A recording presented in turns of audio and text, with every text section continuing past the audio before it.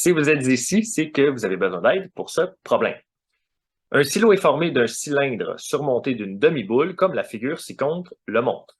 À un certain instant, quelle est la probabilité qu'une mouche qui se promène aléatoirement à l'intérieur du silo se trouve dans sa partie supérieure? Alors là, ici, on va travailler avec le volume. On travaille avec l'espace disponible à l'intérieur du silo. On va appliquer le même procédé, le même principe que ce qu'on a fait avec l'air, donc les probabilités géométriques qui faisaient intervenir l'air, mais ici, on va utiliser le volume. Et là, il y a une petite note qui nous dit que pour alléger les calculs, on va négliger le volume occupé par la mouche. Donc, la mouche va se promener à l'intérieur du silo, mais on néglige le volume que la mouche occupe par rapport au silo parce qu'elle est très, très, très petite. Et le silo est, ben, on regarde les mesures, là, 20 mètres et 5 mètres, il est très grand, le silo, alors c'est négligeable. Alors, la stratégie qu'on va appliquer ici, ça ressemble à ce qu'on a fait avec l'air. La probabilité que la mouche se trouve dans la partie supérieure,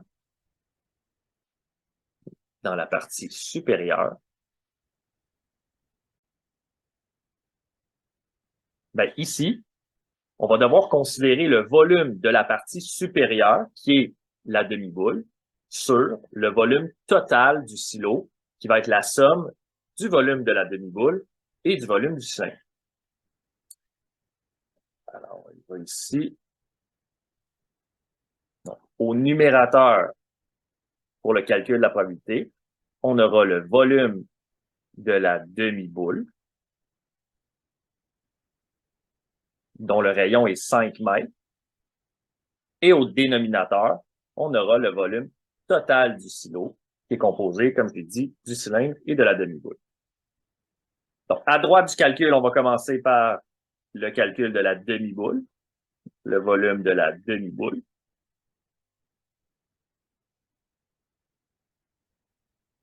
Et c'est une demi-boule. Donc, on prend une boule et on divise en deux. Le volume de la boule, c'est 4 fois pi fois le rayon, qui est 5 au cube, divisé par 3. Mais ça, ici, on va devoir le diviser par 2, puisque c'est une demi-boule. Donc, je vais l'écrire à côté ici, divisé par 2. Et le résultat de tout ce calcul, donc 4 fois pi fois 5 au cube divisé par 3, la réponse divisée en 2, ça donne 261,8 mètres cubes. Donc, ça, c'est la partie supérieure. Maintenant, pour le volume du cylindre, donc ça, c'est la partie inférieure du silo. Le volume du cylindre, pi fois le rayon, 5, au carré, multiplié par la hauteur qui est 20, donc multiplié par 20. Et le résultat de ce calcul nous donne 1570,8 mètres cubes. Le volume total, c'est la somme de ces deux réponses-là, donc le volume de la demi-boule et le volume du cylindre. Je vais l'écrire tout de suite en dessous ici. Ça sera 261,8 plus 1570,8, 1832,6 mètres cubes. Et donc là, j'ai tous les éléments pour pouvoir calculer la probabilité que la mouche se trouve dans la partie supérieure. Donc, je reviens dans la partie de gauche et je peux écrire ici les deux réponses qui concernent le calcul.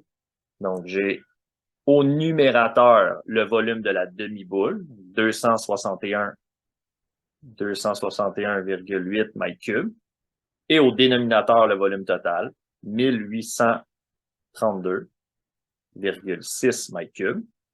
Et lorsque j'effectue la division et que je la transforme en pourcentage, j'obtiens une probabilité de 14,29%.